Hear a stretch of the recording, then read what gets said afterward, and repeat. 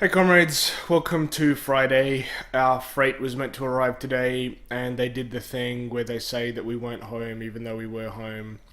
So we're going to get the freight on Monday. But today I want to talk about Marx's argument in Price, Value, and Profit. I was reading it today. It's not here, it's in the bedroom. I was going to show you the cover. It's from like an Allen and Unwin copy of it from like 62 or something. But Marx's argument in Price, Value, and Profit is pretty good. He starts off arguing against this guy called Weston, and Weston says you have to hold everything constant when you start talking about the economy, and you got to see that when you hold everything constant, you can see that it's really bad to raise wages because raising wages will cause everything to become more expensive.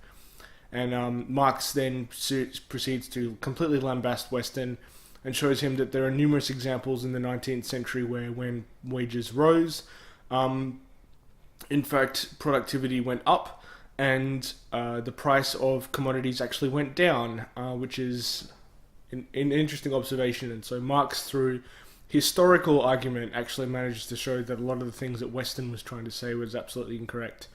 But I haven't finished Price, Value, and Profit yet. But what I really did want to talk about was two really neat arguments that Marx deploys. And to a certain extent, Marx's argument in Price, Value, and Profit is a really good summary of the three volumes of Capital. For instance, Marx tells you very early on in the book, or fairly early on in this speech that he makes, how how it is so that the rate of profit actually ends up falling, and not only that, but how the prices on the market come to reflect the value behind the commodities that end up being produced. So for most of Capital Volume 1, you're only talking about how value works and how prices work in terms of production.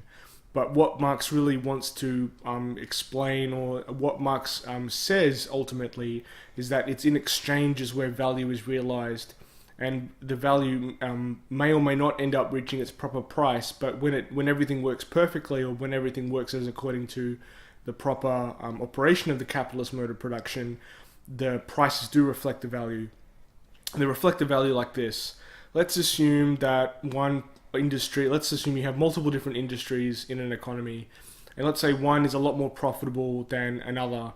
So suddenly, lots of resources and manpower would start being invested in another different industry, and that would cause so that there'd be more of a demand in that industry. So a lot more resources would start being supplied to that industry. That would then cause a lot more investment and productivity in that industry, and that would cause the rate of profit to go down in that industry. And then suddenly, because a whole bunch of resources have left other industries, the demand for those commodities or whatever would go up, and that would cause a whole bunch of equalization around the economy. And so that basically the reason why values end up being realized in prices is because of the rate of profit around lots of different industries. The different competing rates of profit in all the different kinds of industries causes the productive output of the whole economy to become equalized, and that's what causes prices to end up manifesting their values. And I didn't know that. I read that off of blog, the Michael Roberts blog, the whole next recession guy. I read that on his blog, but I finally had it explained to me properly and very slowly by Marx in this particular book called Price, Value, and Profit, which is a really good book. Another really cool thing to observe in Price, Value, and Profit is how the labor theory of value works, and Marx really breaks it down, partly because the audience that he's directing himself to. I actually need to explain why my hair is wet. I just had a shower. I probably should have said that at the outset of the video, but I thought it didn't matter. Forgive me. So the labor theory of value kind of works like this.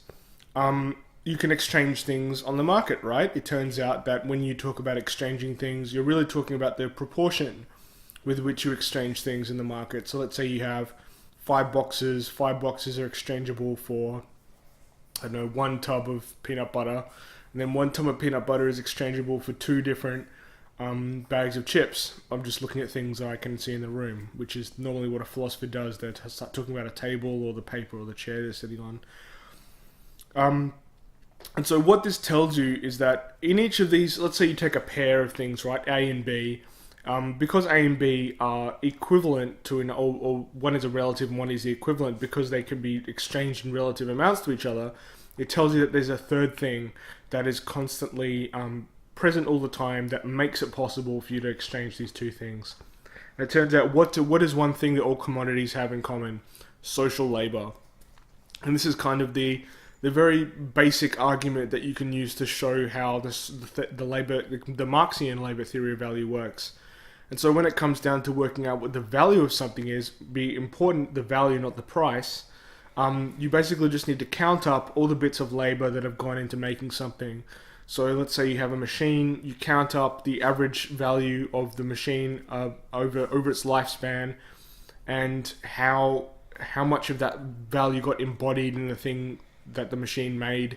So let's say the thing made 100,000 things before it exploded and stopped working and had to be replaced. That would mean one particular box that it made, or one widget that machine ended up making would be 1/100th of the value of that thing. So it's very simple. You just count the averages. So that's basically the two really big things that you need to take away from Marxian economics. It's very simple when you pay attention and you read carefully. And it's interesting as well. I find it really, really interesting to read, and I learnt a lot. And now I feel prepared to go into a discussion and voice my opinion and help the whole discussion learn something new, which would be really cool. In any case, I think I'll leave it here. I didn't do much today. I basically just slept all day, slept and read. I don't like that, but I was dead tired again today. Because you haven't had any coffee in a while. Yeah, I think it might just be because of coffee. Normally I have like 2 coffees a day. I haven't had any coffee. I find myself reaching for energy drinks now because energy drinks are cheaper than coffee and they're easier to get. And I haven't found a good cafe here yet, but we'll sort it out. We'll work it out. We just need to wait till we come into some money, and then or when my coffee grinder arrives. I think when my coffee grinder arrives, and then I can buy a mocha pot or a French press. We'll see how it goes. I think the mocha pot might deliver more caffeine. I'm not sure. I think it's all the same.